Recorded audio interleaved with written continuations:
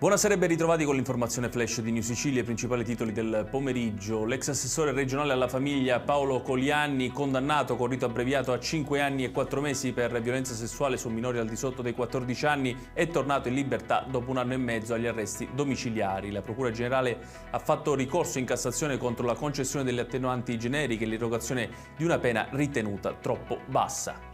I carabinieri di Acireale nel Catanese hanno arrestato 3 giovani, 2 fratelli di 22 anni già noti alle forze dell'ordine e una ragazza di 17, trovati in possesso di una notevole quantità di cocaina pronta per essere venduta. Tutti e 3 sono accusati di detenzione di droga ai fini di spaccio.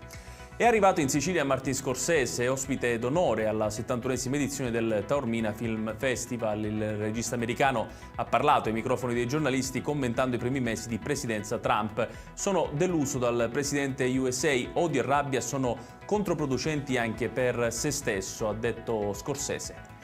Il Comune e la società Palermo FC hanno sottoscritto l'intesa per la proroga dell'attuale stato di concessione dello stadio Renzo Barbera del capoluogo siciliano.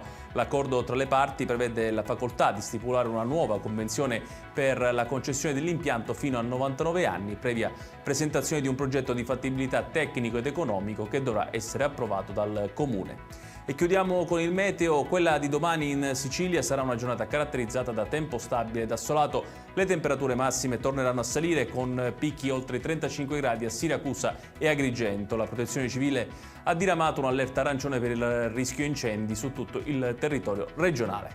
Ed è tutto per questa edizione. Tutti i dettagli su queste notizie li trovate come sempre sul nostro sito www.newsicilia.it. Grazie per averci seguito e buon proseguimento di serata.